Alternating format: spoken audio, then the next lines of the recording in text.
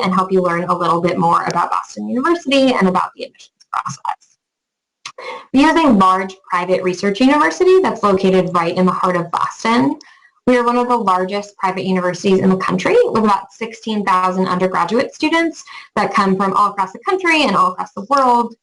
And within the 10 schools and colleges that make up our university, our students are studying everything from advertising to education to painting to mechanical engineering. Our students are given an incredible amount of academic flexibility that really allows them to pursue exactly what they want to study. And our students also extend those experiences outside of the classroom through research and internships and study abroad as well. There's so much more that I could share and so much detail I could go into about academics and student life at BU, but the main focus of this presentation is the admissions process. If you're interested in learning more about life at BU, we have a virtual tour and several other virtual events as well, where you can speak with my colleagues as well as current students to learn more about sort of student life. But to give you an overview of what our admissions process looks like, I'd really like to start with the goals of our office.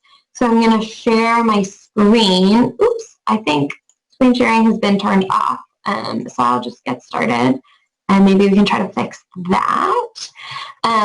But just to give you an overview, our number one goal in the admissions office is to admit a diverse class of accomplished students who are going to thrive at BU. And since every applicant looks different and brings different strengths and experiences, the only way that we can accomplish that goal is by using a comprehensive review process.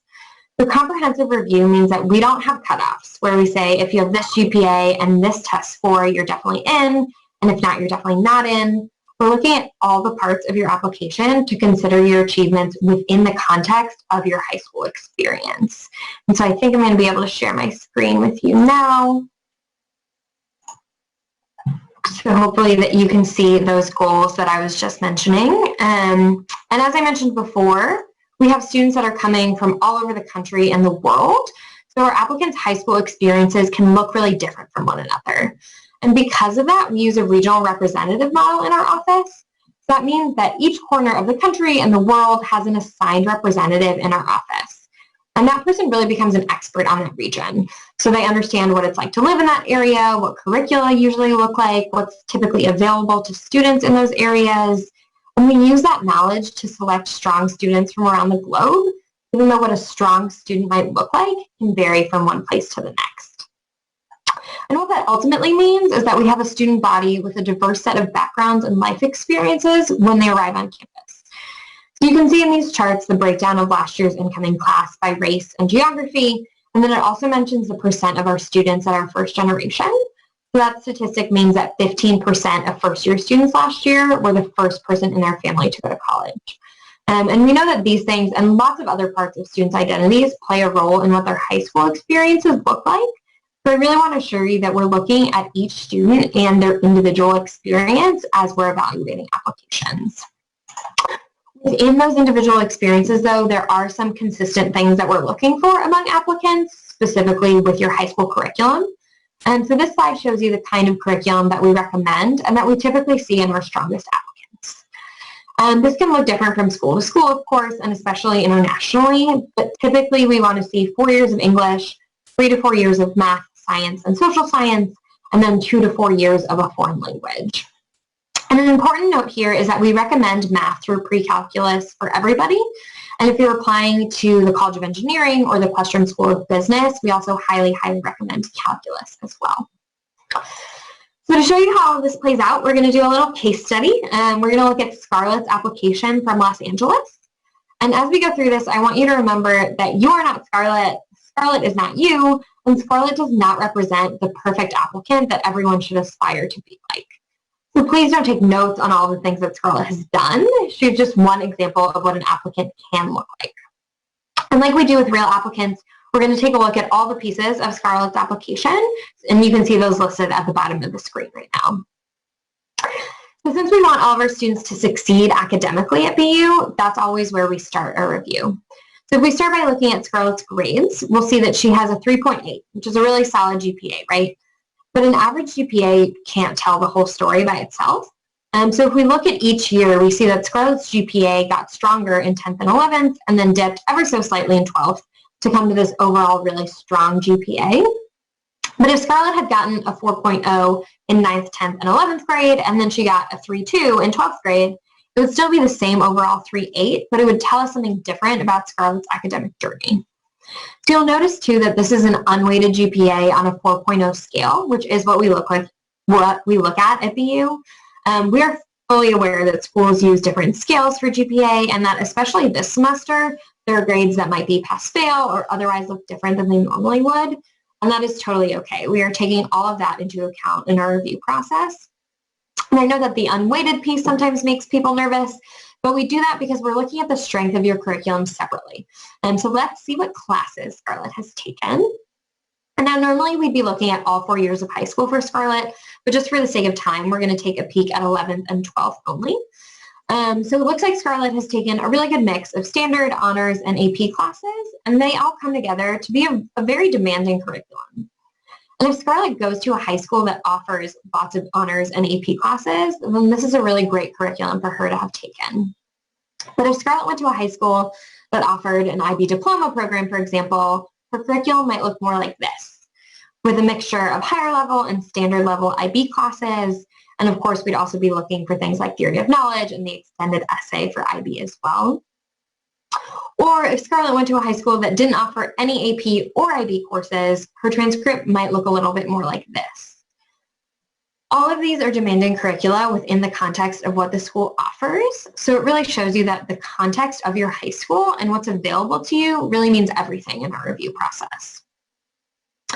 So the other piece that makes up our academic review, if it's available, is standardized testing. And in the past, we have required students to submit SAT or ACT scores with their application. But in light of test cancellations and other logistical challenges this year, we are not requiring them.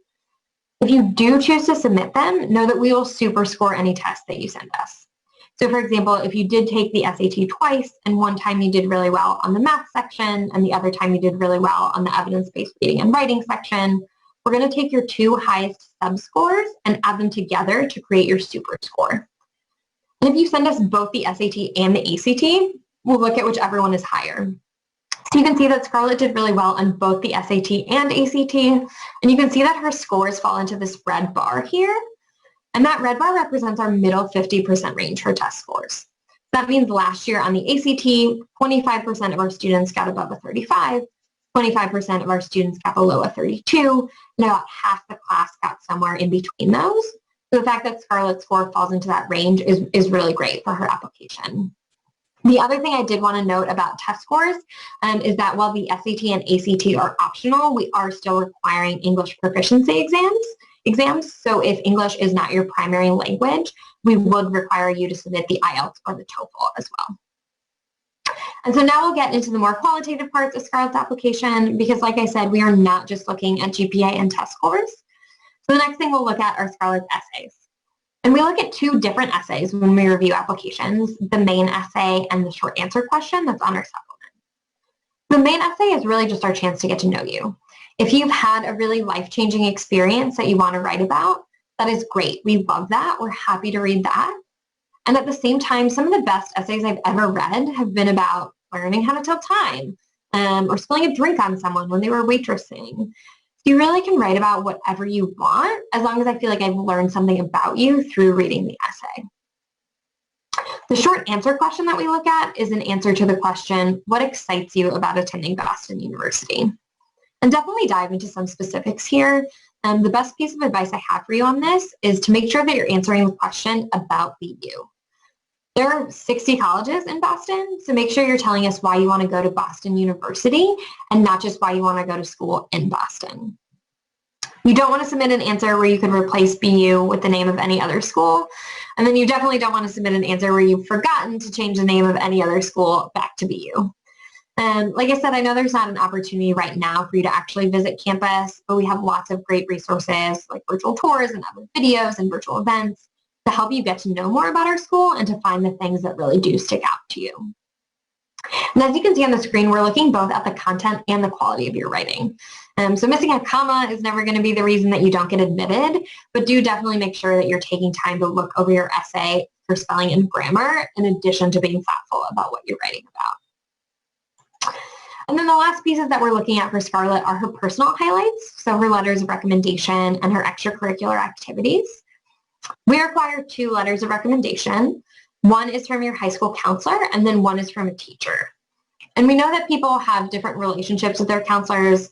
Sometimes counselors are working with 300 students and you don't have a chance to really get to know them or them to get to know you. And so if that's the kind of situation that you're in, don't worry about that. We totally get that. But for your teachers, you do have total control over who's writing that letter. So you want to pick a teacher that knows you really well. And that might not be the teacher whose class you got an easy A in. It might be the teacher whose class you actually got the worst grade of your whole high school career in. But that teacher saw you work harder and persevere more than any other teacher you've had. And maybe they have a better story to tell about you as a student. And then we'll look at Scarlett's extracurriculars. And I think sometimes when I say extracurricular activities, people only think of like clubs that they're in high school. But you can see here that Scarlett also works 10 hours a week. And that's a really big piece of how she's spending her time after school. So if you're doing things like working or taking care of siblings or grandparents, those are ways that you're spending your time too. And those are things that we want to hear about. So make sure you're including those kinds of things on your application. And we know that extracurriculars in general look a little bit different right now. So if Scarlett hadn't done any of these things in her junior year while schools were closed, that's not something that we would hold against her, right? And we also want to take your personal life experiences into account. So you can see that Scarlett had a concussion her freshman year. And that's really helpful context in looking at her academics and her extracurriculars. And if you remember from a couple slides ago, Scarlett got her lowest GPA of high school during her freshman year. And now we know that her concussion maybe contributed to that. So we really are taking into account the context of your school and your life and world events and looking at a whole big picture when we're evaluating applications. So overall, I hope you can see that Scarlett is a pretty strong applicant to BU. And like I said, this is not the only way to be a strong applicant. We could really spend all day looking at cases like this, and there are applicants who would look totally different than Scarlett and be equally as strong. But hopefully Scarlett's example has given you a sense of how we are evaluating applications. And to give you more of a 30,000-foot view of our application process, last year we enrolled about 3,100 first-year students. About 50% of them came in early decision, and the other 50% came in regular decision. Early decision is a really great choice if BU is your top choice school and you love everything about it and you want to apply tomorrow. And it's a good choice because you get to hear your admissions decision sooner than if you applied regular decision. Early decision applicants hear their decisions about 6 weeks after the application deadline. And if you're admitted through early decision, it is binding. So this is different than an early action plan where you would apply early and still wait to hear back from all the other schools you applied to. If you're admitted through early decision, you're committing to attend BU and withdraw your applications to other schools, which is great because like I was saying, if you're applying to early decision, it should be because BU is exactly the school that you want to go to. Regular decision has a slightly different timeline. You'll apply in early January and then you'll get a decision from us in late March. And if you're admitted through regular decision, you get to make a choice about whether or not you'd like to attend.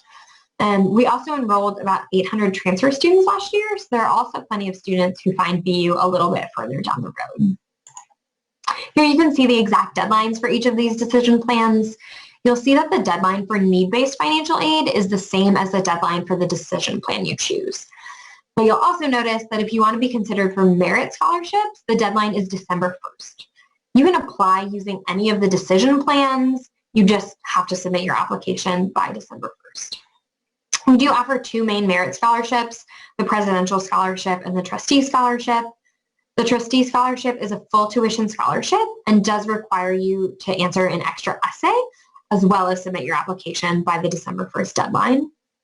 The Presidential Scholarship is for $25,000 a year, and the only thing that you need to do to be considered for that one is to apply by December 1st. So I really think the Presidential Scholarship is a no-brainer to apply to. But as you can see, our merit scholarships make up a very small portion of our financial aid budget, and most of that budget does go towards need-based aid. So through our Affordable BU Financial Aid Program, we meet 100% of calculated need for all of our domestic first-year applicants. If you're curious about what that number might look like, or especially if you're considering early decision, I really encourage you to go to our website and use our My Intuition calculator to get an estimate of what BU might cost your family. It's not a perfect estimate, but our financial aid office has found that when filled out correctly, that calculator is pretty close to estimating what your financial aid package would be. So if you fill that out and the number feels good to your family, that's great. You can go ahead and apply early decision if that's what you want. But if it feels a little iffy, then you can wait until regular decision so you can compare packages from other schools as well. Now, I know that has been a ton of information thrown at you in a very short period of time. And so at this point, I'd like to answer any of the questions that you guys have about our application process. I'm going to go ahead and stop sharing my screen so that I can pull up that Q&A box and see what questions you guys have for me.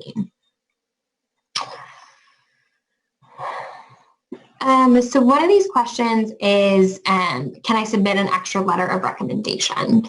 And the answer is yes. If you have another teacher, or if you have a coach or an employer or someone who knows you really well and you want them to write you an extra letter of recommendation, you are welcome to do that. I would definitely limit the number of letters of recommendation that you submit. You don't need to ask like everybody you know and your best friend's mom to be writing you a letter of recommendation. But if you have one or two extras that you think would really add and supplement your application, then you're welcome to submit those. Let's see. Another question is, do you have your own application or is it Common App or Coalition? That's a great question. We do accept both the Common Application or the Coalition application. We do not have our own application platform, so you can choose either Common App or Coalition. We have really no preference. So whichever most of the schools you're applying to uses, I recommend using that. Those platforms give us the same information, and so you can choose either one, and we'll evaluate those applications the same way. Another question is, do you accept dual enrollment and AP credits? The answer is sort of yes. So for dual enrollment credits, those are certainly considered in the application process. They're proof that you're challenging yourself academically, and we really like to see that.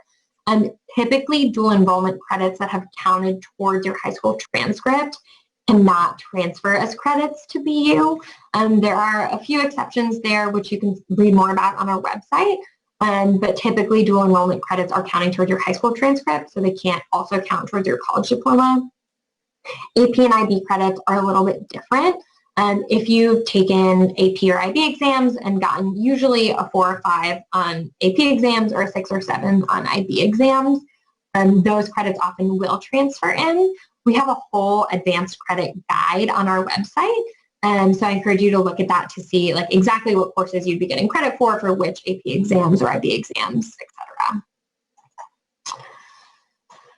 Another question, is there another application to fill out for the honors program? So the honors program does have an additional essay question for you to answer. There are 2 options for that essay. You just have to choose one of them, but it is embedded within our common application or coalition application. So you just check that you're interested in applying to that, and it would pull up the prompt for you to choose an answer there.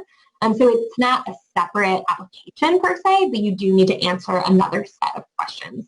Or another question, you only have to pick one of them for Killashon Honors College. If you apply to the BSMD program, can you also apply to BU as a pre-med major because the 7-year medical program is very competitive? That's a really good question. You are correct that our 7-year BSMD program is our most competitive program.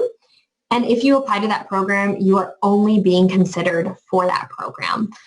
There are additional requirements for that application. The application deadline is a little bit earlier. It's November 15th, and we do require some extra letters of recommendation. So I definitely encourage you to really look into that if that's something that you're interested in. There are lots of ways that our students get to medical school after BU. So if you're not like 100% sure that you want to be a doctor, you think you just want to go into pre-med, I recommend applying as a pre-med student because if you apply to the BSMD program, you will either be admitted or denied to that program. You will not be admitted to BU to any other program.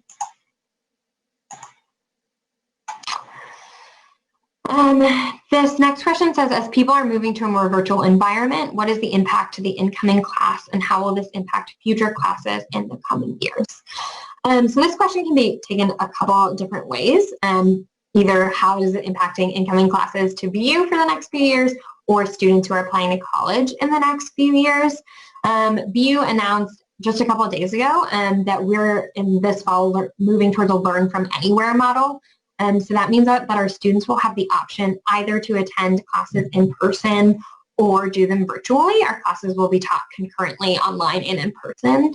So that gives students the option to do classes in person if that's what they want and feel comfortable with, or to continue their classes online if they feel more comfortable with that.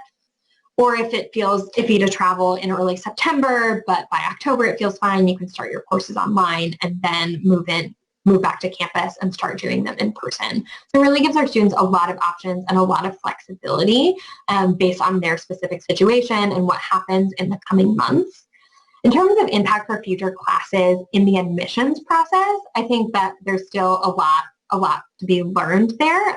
We are obviously adapting really quickly and doing as much as we can to support our students as all these changes are happening. We will continue to be looking at pass-fail grades if those are things that schools are putting on transcripts. We'll keep considering the impact on extracurricular activities and those kinds of things.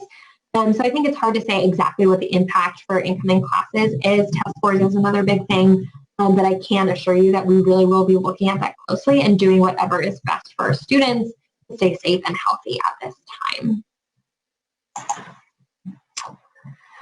Someone asked, when BU sends a student an offer, is being placed abroad for that first semester a possible decision by BU? It is not. So we do not admit students directly into like a first semester or first year abroad program. I know there are some schools that do that. Sort of the closest thing to that BU does have is if you apply or admitted to our College of General to Explore. It's sort of a 2-year program where you take a lot of different classes in a lot of different areas before transitioning into one of our more specific colleges at BU.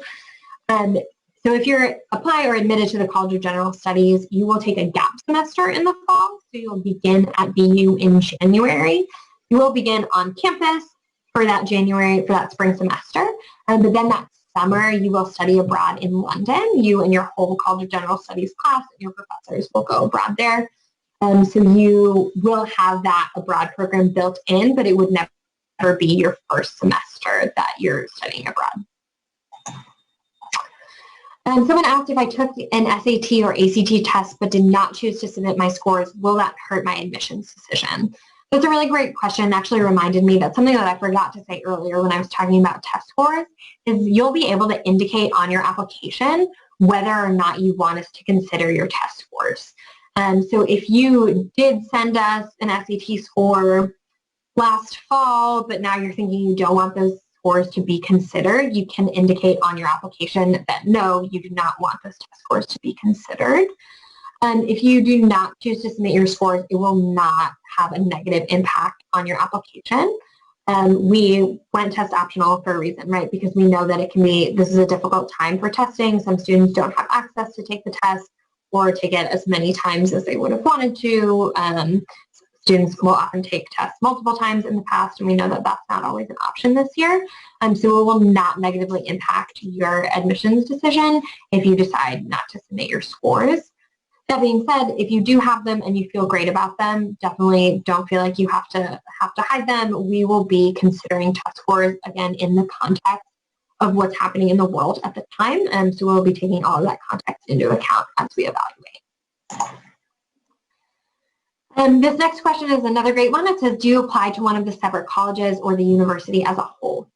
So like I said before, BU has 10 schools and colleges that make up the university, and you will apply specifically to one of those colleges.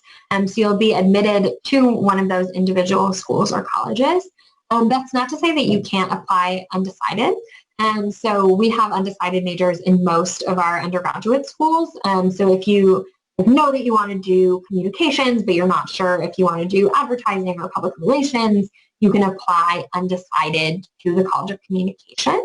So there are ways to like narrow it a little bit, even if you don't know exactly what you want to major in. But if you're just like 100% undecided, I recommend applying to the College of Arts and Sciences as an undecided major, since that's where most of our majors are in the College of Arts and Sciences. Okay, let's see. Sort of going off of that, are some schools harder to get into than others? That's another really great question. Our students take classes in all of the schools. So we do have a set of general education requirements called the BU Hub that gives our students a lot of flexibility to learn about things that they're interested in, but does ensure that our students are taking advantage of all the incredible resources that we have and taking classes in the other schools and colleges. So we're admitting students to Boston University who will thrive at Boston University in any major or program.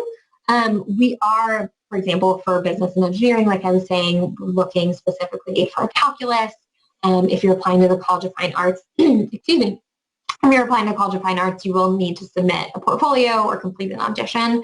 So there are a few things that are a little bit different, but as a whole, we're admitting you to the university, so our admission statistics are true across all of our schools. We're getting more questions about the different schools and colleges. So this next one is, can you double major across colleges? So double majoring is a great option at Boston University. If there are 2 majors within your school that you're interested in pursuing, you can absolutely do that. If you're interested in double majoring across colleges, if you're brave enough to do that, you're absolutely welcome. That can take a little bit more time. So often students will have brought in AP credits, or will take some summer classes or do an extra semester or 2 in order to complete the double major across colleges, because that double major is actually a dual degree program. So you'd be receiving a degree from the College of Arts and Sciences and a degree from the Western School of Business, or whatever combination you're doing. So since it's that dual degree program, it does require more credit, so it can take a little bit longer or a little bit more advanced credit, but that is an option that you have if you're interested. And this next question says, how difficult is it to switch between majors and colleges? And that is a fairly simple process. It's called an inter-university transfer. If that's something you're interested in looking into, you can find more information on the website. But you can, if you want to switch into a different college, you need to take the intro class in that college, pass it, and usually after that it's just getting your advisor to sign off on it. So it's not an incredibly difficult process. And then the last question related to this that we'll do is, can you major and minor across colleges? So I just talked about majoring, but yes, you can add a minor in another college. It's a much simpler process than the dual degree, so students will often choose that if they have two interests in 2 different colleges but don't want to do the dual degree program. So thank you guys so much for all those great questions. I'm going to share my screen one more time just to give you some parting information, as I can pull that up right there. So on the screen, you'll see email addresses that will allow you to contact current students, admissions counselors, or international admissions counselors, as well as seeing the link to find more of our virtual programming. And in the meantime, we'd really just love for you to stay connected to us. We're on all of the platforms, so follow us on whichever social media you feel most comfortable with. And thank you guys so much for taking some time out of your day today to learn more about Boston University. I hope that you are all staying healthy and safe, and I hope that I get to see you on campus really soon.